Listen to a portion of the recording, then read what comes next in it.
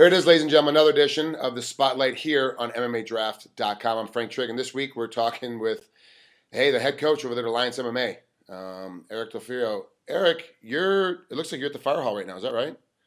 Yeah, I'm at the fire station right now. I'm working my regular day job. Hey, your regular day job, but everyone talks about how good Alliance is. Like all the characters are down there training. Isn't Neil Melanson down there right now helping guys out? Yeah, he's actually down here. I met Neil through Mike Chandler. I mean, he's Mike Chandler's coach. He's awesome, and he's doing great things down here right now. The guys love having him when he comes to visit. He's just incredible. He's an incredible source of knowledge. You know, I talked to Martin Campman yesterday up here at Extreme Couture's, and he said he just came from down there as well, and said he loved San Diego, loved being down there, and really enjoyed training with you and your guys down there. So, what was it like having Martin in the room there for the couple days that he was there? I mean, that kid's a beast, man.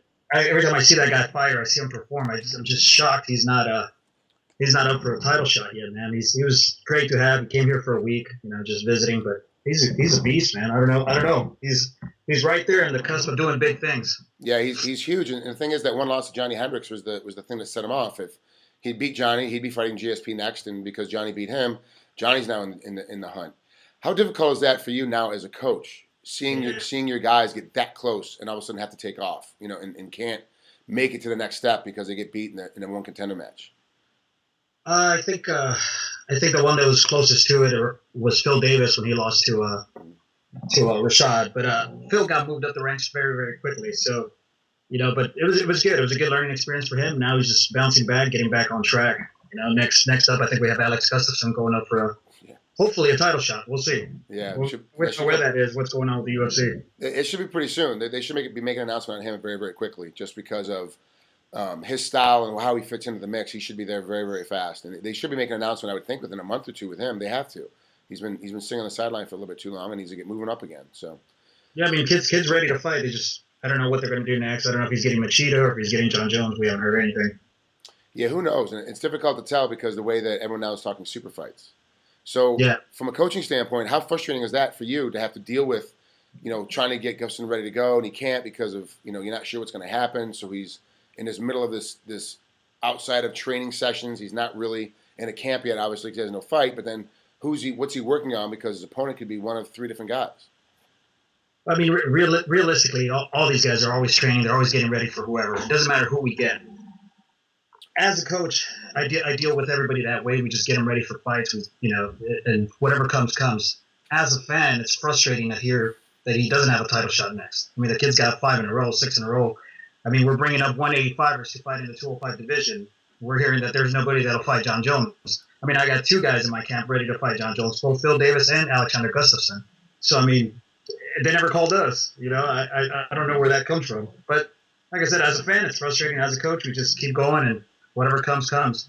And that is difficult. I can't even imagine it, because you're not just a coach, but you also are a super fan of the sport as well. So from a fan standpoint, you want these fighters to fight the best fights they can, and to look at it and go, why are you bringing guys up from 85 to fight at 205 when my 2 guys are standing here ready to go? Let's move them up the ranks and make it happen.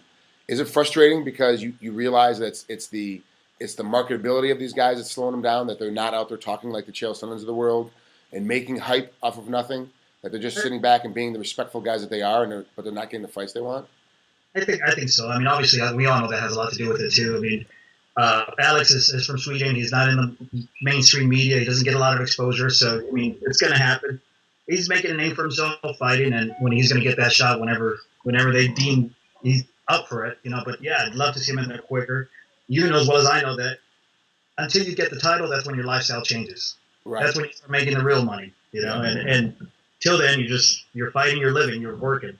Yeah, it's just it's difficult. And let's talk about fighting and working and trying to survive. Your full-time job as a fireman, but you still run the gym. Like, I don't understand how that comes together because you guys, I mean, you work a lot down there in San Diego, especially with this time of the year. You're starting getting a lot of brush fires and stuff going on as well.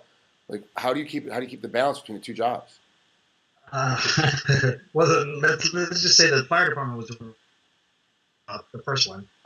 Coaching I kind of fell into from just training and having fun doing it, and it's just grown over the past 13, 14 years.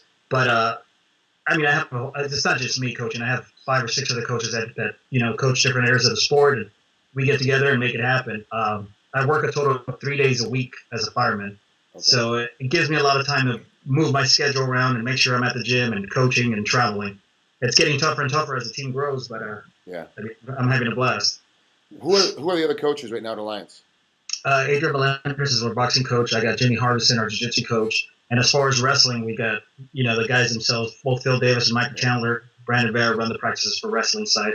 And I'm the head coach of all MMA, and my strengths are in striking. All right, perfect. That's actually a really good team. I mean, you have down coaching wise, and as a result, you're getting a lot of guys that come in there. But how many during the practices? I've heard rumors about the size of the sparring practices. How big is it really when you get in there? How many guys are in the room at one time?